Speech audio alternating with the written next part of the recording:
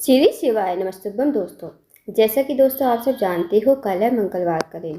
बस दोस्तों, आपको जो है एक बेलपत्र एक सभी पत्र से अचूक उपाय करना है। यदि आप इस उपाय को करते हो तो जो भी आपकी विशेष मनोकामना है, चाहे वो धन को लेकर हो, व्यापार को लेकर हो, नौकरी को लेकर हो, जो भी आपकी विशेष मनोकामना है, इस उपाय को करने से आपकी मनोकामना अवश्य ही पूर्ण हो जाएगी। पूज्य गुरु जी कथा को सुनकर उपाय को अच्छे से समझाने का प्रयास करेंगे। तो आइए दोस्तों, जानते हैं उपाय कैसे करना है। पहला जो उपाय है दोस्तों, अगर आपका कोई कार्य है बहुत दिनों से अटका हुआ है, आपका कार्य पूर्ण नहीं हो रहा है, या फिर आप कहीं नौकरी के लिए जाते हो, नौकरी आपको नहीं मिल रही है, आपके जीवन में दुर्भाग्य चल रहा है, जीवन में आपके सौभाग्य की वृद्धि नहीं है, तो इस उपाय को अवश्य कीजिए। इस उपाय को करने के लिए सबसे पहले आपको लेना है एक लोटा जल, साथ ही आपको लेना है एक बेलपत्र, एक समी पत्र। अब जो एक लोटा जल लोगे वो आपको तांबे के पात्र में लेना है। अब इस उपाय को आप सुबह से लेकर शाम तक कभी भी कर सकते हो। अब आप चले जाइए शिव जी के मंदिर में। शिव जी के मंदिर में जाकर सबसे पहले आपके पास जो एक लोटा जल है वो आपको शिवलिंग के ऊपर श्री शिवाय नमस्तुभ्यम कहते हुए समर्पित कर देना है। उसके बाद जो एक बेलपत्र है ना दोस्तों, वो आपको माता अशोक सुंदरी के स्थान पर समर्पित करनी है। माता अशोक सुंदरी जो है शिव जी की सबसे छोटी और प्रिय पुत्री है। माता अशोक सुंदरी का स्थान जो होता है जलाधारी के बीचों बीच में होता है, तो वहाँ पर आपको बेलपत्र समर्पित कर देनी है।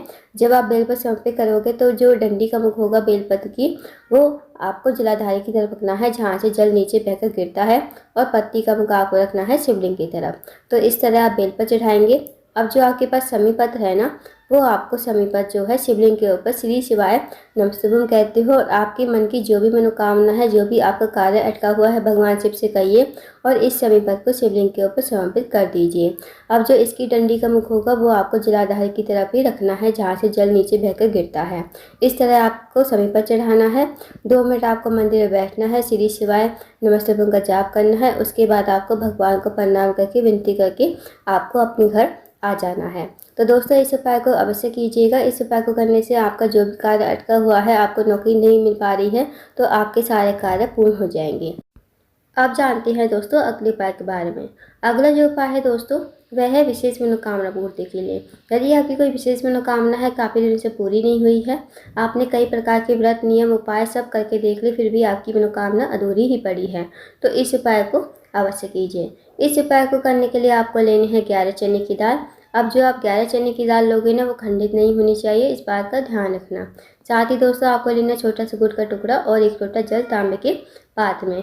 अब इस उपाय को भी आप सुबह से लेकर शाम तक कभी भी कर सकते हो।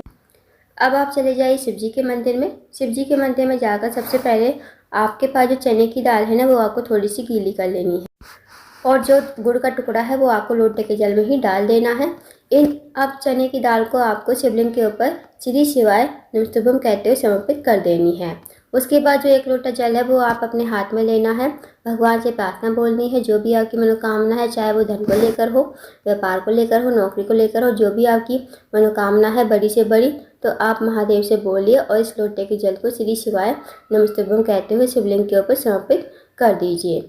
उसके बाद आपको 2 मिनट मंदिर में बैठना है, श्री शिवाय नमस्तुभ्यम का जाप करना है, फिर आपको भगवान को प्रणाम करके विनती करके आपको अपने घर पर आ जाना है।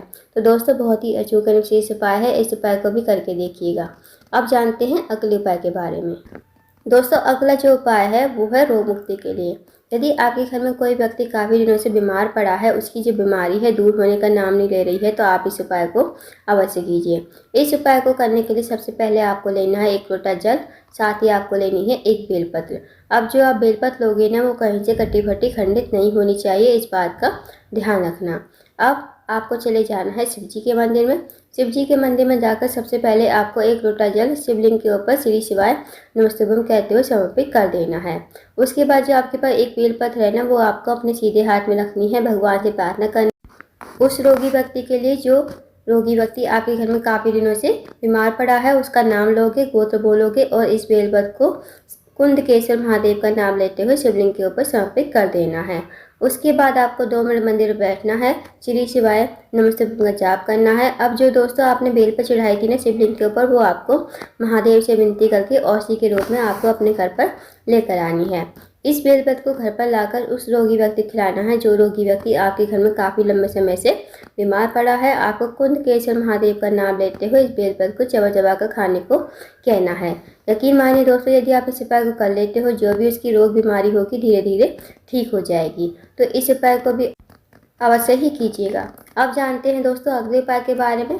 अगला जो उपाय है दोस्तों वह है, अगर आपके घर में लड़ाई झगड़ा होता रहता है, छोटी छोटी बातों पर झगड़ा हो जाता है, या आपके घर में भाई भाई में नहीं बनती है, पति पत्नी में नहीं बनती है, सास बहू में नहीं बनती है, तो आप इस उपाय को अवश्य कीजिए।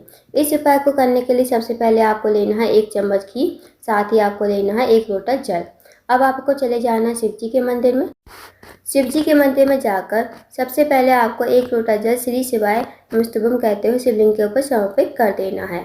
उसके बाद जो दोस्तों आपके पास घी है ना, आपकी जो तर्जनी उंगली होती है, अंगूठे के पास वाली उंगली, उस उंगली से आपको घी का लेपन करना है माता असौचुंडी के स्थान पर।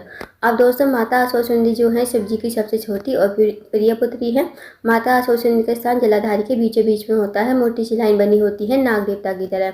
तो वहाँ पर आपको अच्छी तरह घी का लेपन कर देना है। साथ ही साथ आपको अपनी मनोकामना भी बोलती हुई जानी है। जो भी आपके घर में लड़ाई झगड़ा होता रहता है, घर में सुख शांति समृद्धि नहीं है, भाई भाई में नहीं बनती है, तो आप माता असौचुंडी से प्रार्थना कीजिए कि हे माता, मेरे घर में सुख शांति समृद्धि बनी रहे, हमारे घर में जो लड़ाई झगड़ा होता रहता है वो कभी ना हो। तो आपको लेपन करने के साथ साथ आपको अपने मन की बात भी बोलनी है। जब आपका घी का लेपन हो जाए माता असौचुंडी के स्थान पर, तो आपको वहाँ पर प्रणाम करके विनती करके आपको अपने घर पर आ जाना है। दोस्तों जिस उंगली से आपने लेपन किया था ना, उस उंगली को ना तो कपड़े से साफ करना है, ना ही किसी पानी से धोना है। अब आपको ऐसे ही उंगली को लेकर अपने घर पर आ जाना है। सबसे पहले आपको अपने घर के मेन गेट पर जिस उंगली से आपने माता असौचुंडी के स्थान पर लेपन किया था, उस उंगली को आपको अपने घर के मेन गेट पर माता असौचुंडी का स्मरण करते हुए लगा देनी है। एक बिंदी आप लगा दीजिए अपने घर के मुख्य द्वार पर।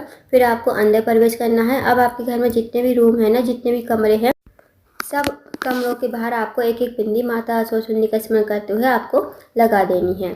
यकीन मानिए दोस्तों, यदि आप इस उपाय को कर लेते हो, तो जो भी आपके घर में लड़ाई झगड़ा होता रहता है वो कभी नहीं होगा और घर में सुख शांति समृद्धि बनी रहेगी।